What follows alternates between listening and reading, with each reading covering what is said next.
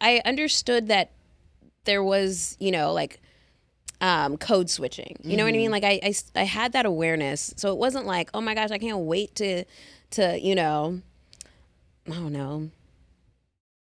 Whatever. You know what I mean? Like there, sure. Yeah, like I can't wait to drop the N-bomb. Like, you know what I mean? As soon as we cross that border, I'm dropping it. As soon as we cross, get me to America, I'm dropping it. Yeah. Not right now though. Yeah. I'm in Canada with all the everybody else. I can't wait to walk up to a black person and be like, "Sup." Crazy. That's crazy. Ooh, I've been waiting 24 days before I get to say the N-word. Yeah.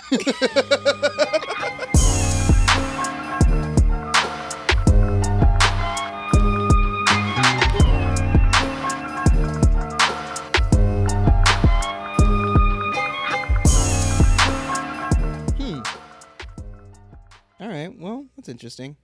Hi, welcome to the Help Me Be Black podcast. I'm Skyler Higley, and this is a podcast where I bring on people to help me be black. I said that wrong, but guess what? We're keeping it this time because I don't care. It's a loose podcast. It's a loose structure, and we start loose, and we act loose, and we be loose, like your mama. Today, my guest is an incredible comedian. She is so funny. You see her all around. Nthenya from Kenya. Is that your official stage name? That, I guess, is technically my official stage name. Well, that's how I always hear you introduced. Yeah. Well, because nobody ever remembers my name. What is your... I actually don't even know. What is your last name?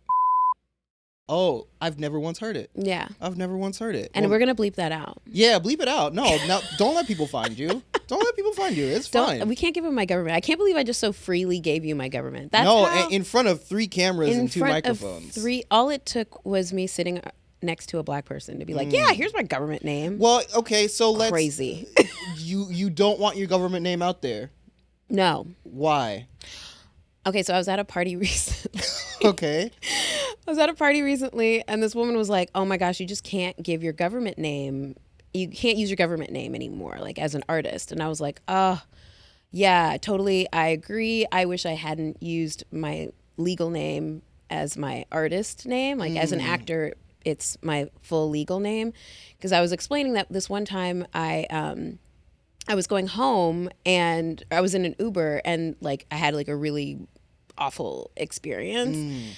And I was so easy to find because my name is so easy. So I changed my Uber. I changed like all of that so that, and I'm not famous. Yeah. But I'm just easy to find. Yeah.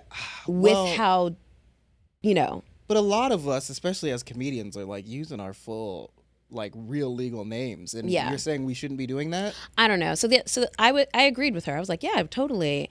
And then she said to me, I also don't think we should be using our government names because of witchcraft. And I said, okay. All right, pause. Hold up. Hi, I'm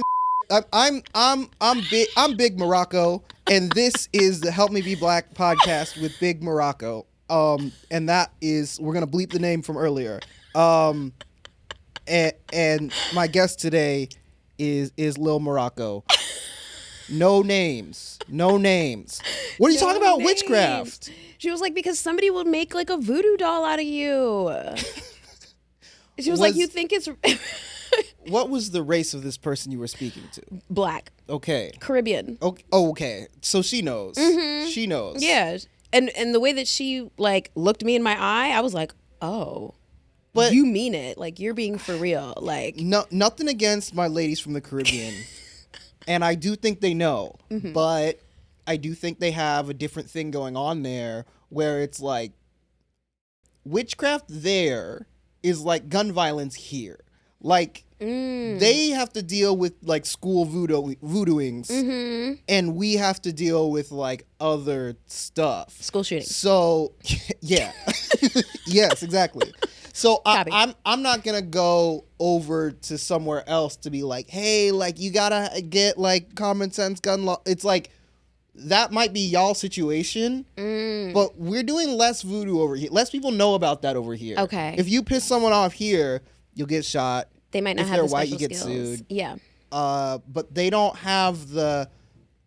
I don't think you're running into too many people who are going to make a voodoo doll out of you. Now, protect yourself, of course. Yeah. But I don't know if that's a great reason to never use your government name. That's true. That's true. Although I am African, and I always meet, every time I go to Kenya, I meet a witch doctor. Every single time. And not on purpose. Like, they're at my uncle's something or other. And then my mom is like, that person, a witch. Do they talk about witches the same way like older black relatives will talk about gay people, where they're like, witch? Yeah.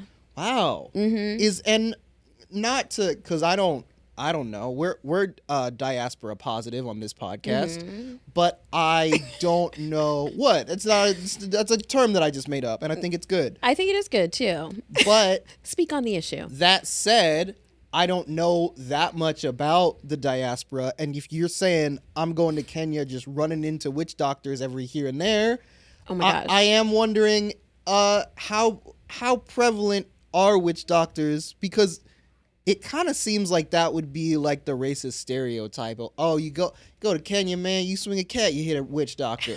But I don't know if that's true.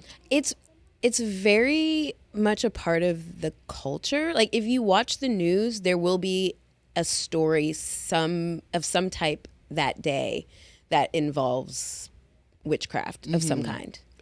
On the news? On the news. Do they have, like, I'm picturing like a Kenyan CNN, like a KNN, where there's like a witch doctor correspondent that they okay, well, they're not necessarily like as an expert.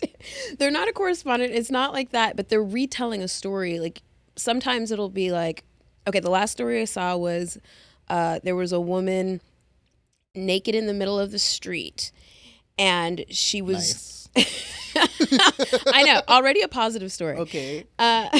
She was naked in the middle of the street, and she was performing this ritual that had been told to her to do by the witch doctor. And the witch doctor told her that she was invisible. So she thought nobody could see her while she was doing this thing to, like, absolve her sin. Like, I was going to ask, before I judge this woman, what was the ritual for?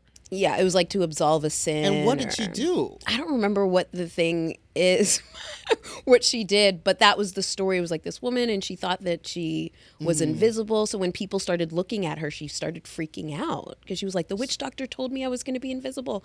And then it all started. Like all day, or just when I guess while she was doing that activity. Okay, so people are just trusting what the witch doctors are saying. They're trusting them. Yeah. So it's, hey, you invisible. Don't worry about it. Yeah, don't worry about it. Just go do this thing. Or like, I used to tell this bit only because my friends would say it was such a crazy story, but my mom told me this one story about this woman who, like, wanted to get pregnant, so she went to a witch doctor, and he gave her 2 coconuts, and he said, put them under your bed, and then after you get pregnant, come back. Like, come back and see me when you get pregnant. Like, when your period stops, like, okay, circle back, girl. She kept them under her bed for a few months, and she, like, didn't think she wasn't pregnant, so she was like, this is stupid. And then she threw those coconuts away. And then 9 or 6 months later, finally, like, when she's in full term, she, like, starts having, like, cramps and pains in her stomach and bloating and swelling. So her husband takes her to the hospital, and the doctor... Baby was a coconut. I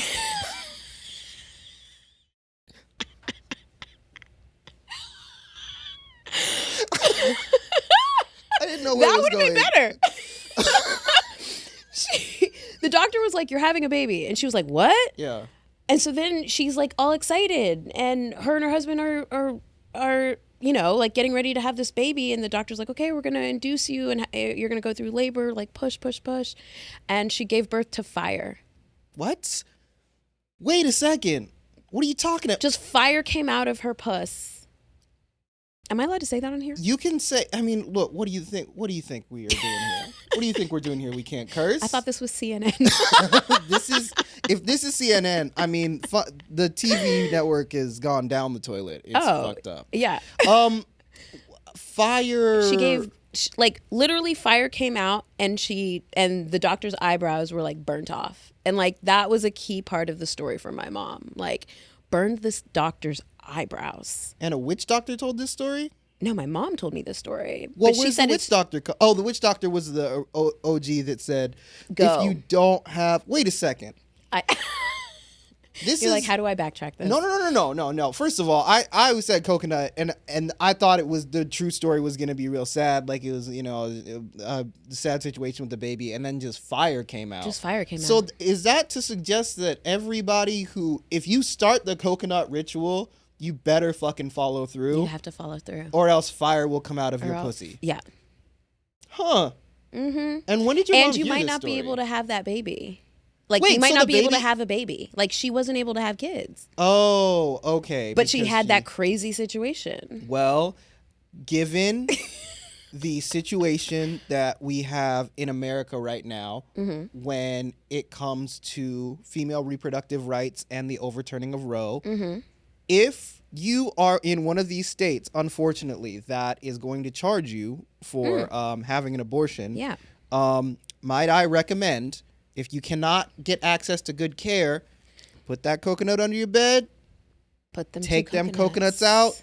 You gonna birth some fire, but listen, what's one afternoon versus 18 forever? Years of forever. 18 to forever years. Exactly. Yeah. Sometimes you need to give some birth to fire. Yeah. Yo, that's crazy. It's crazy. And that's just stories that are around. That's just a normal story. Like, my mom tells that story like casual. Wow. Like, she's just like, oh yeah, and then this happened, and then that happened, and then she's like, okay, and anyways, we're having dinner, and then she gave birth to fire. Yeah, and then she gave birth to fire. Wow. Burned that doctor's eyebrows. Like, she says that part like it's the most important part.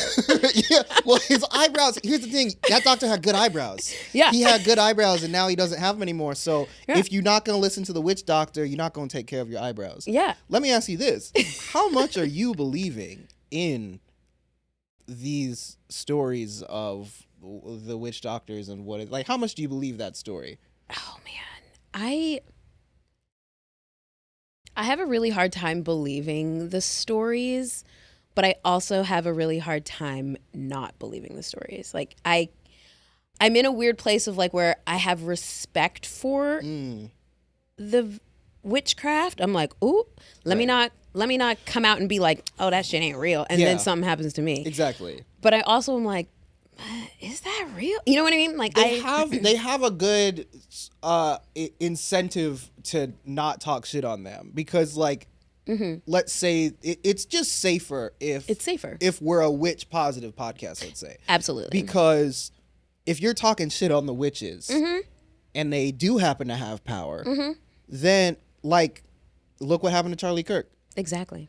You know, if for anybody who hasn't heard, Etsy witches were hired to curse Charlie Kirk, and that came out 2-3 weeks before he got shot. Yeah, you didn't hear about that? No. Oh, he was cursed by witches, and then there was a story that came out. I'm not even joking. So they were Etsy witches too. If that's Healthy what the fear. Etsy ones are doing, healthy fear. Yeah. Is that what you teach your kids? Healthy fear? Yeah. Healthy fear. Good fear. Don't fuck with witches. Don't fuck with witches. I will say I don't think I'm superstitious, really. Yeah, I was going to say, where are you? That said, I won't. What's the one where you supposedly talk to spirits with the... Oh, the Ouija board. I won't touch one of those. Yeah, me neither. I'm not fucking with those. And one time, I think I'm over it now, but one time coming out of the pandemic, my friend had tarot cards out that they pulled out. And they were like, "Oh, do you want me to do a tarot card reading for you?" And I was like, "No." Yeah, you're like, absolutely not. No. Don't touch me with that sword of pentacles or whatever. Exactly. Don't even. Yeah. I don't need to know. Yeah. I don't need to know what the cards say for me. I'll figure it out without the tower or the upside down Joker or whatever the fuck is happening. Right, or without like a serpent and a sword. Like, you're just like, what does this mean? I just don't like it. Yeah. And it's probably comes from just being heavily religious in my upbringing, and most of that I got rid of. Yeah. But any of that demon shit, if there's a potential for a demon, I won't go to parties where I look on the particle and there's someone there that I don't like. So if there's even the slightest hint of a demon coming over, I'm like, no. Why would I open the door? Yeah. I don't believe that there is a demon, really, but in the case that I'm wrong Mm-hmm. and my head's doing a full 360 like an owl and I'm like vomiting up snakes, I'm Yeah. like, I don't want that for myself. Exactly. Like, I agree. I 100% agree. It's like, why open that portal? Yeah. That's okay. So to the witch doctors in Nthenya's family, just like fuck with us. Like, Yeah, we have a healthy fear of you guys. do you know any have you known any like witch doctors personally that you grew up with that you were like cool with, or no? They were just around and members of the No. community. Yeah. Like, I mean, usually when I go to Kenya, there's like some big event that I go to. It's either somebody's birthday, like it was like my grandmother's birthday, or I went to a wedding, just like a really big thing that has a lot of people. And so they're a part of the community and they're attending the event and everybody knows who they are, but nobody, like, everybody Right. does that thing. There's the witch. Oh, so is it taboo? I'm really interested. Like, is it a taboo kind of like, oh, you shouldn't be like if you're Kenyan growing up and you're like, I'm going to witch doctor college, witch medical school, would parents be like, ain't no son of mine going to be a witch doctor? Yeah. Or is it like supported? It's not really supported. Okay. Because they're very Christian. So it's sort of like the remnants of African science is what they call. That's what my mom calls it. She's like, it's African science. Okay. A new class. Yeah. Harvard? African science. Yeah, know? sure. Why not? But it's not necessarily. It's like people. I think they believe that they're called to it. So Sure. there's not that many in the community. It's like Harry Potter. An Yeah. owl comes It's and like drops it's off kind of like yeah. Okay. And then there's good ones and there's bad ones. Oh, Yeah. well, yeah. Well, there's got to be good ones and bad ones. Yeah. Okay, cool. That makes a lot of sense. All right. I fuck with Kenya. I don't know Yeah. anything about it. How long did you you grew up in Kenya?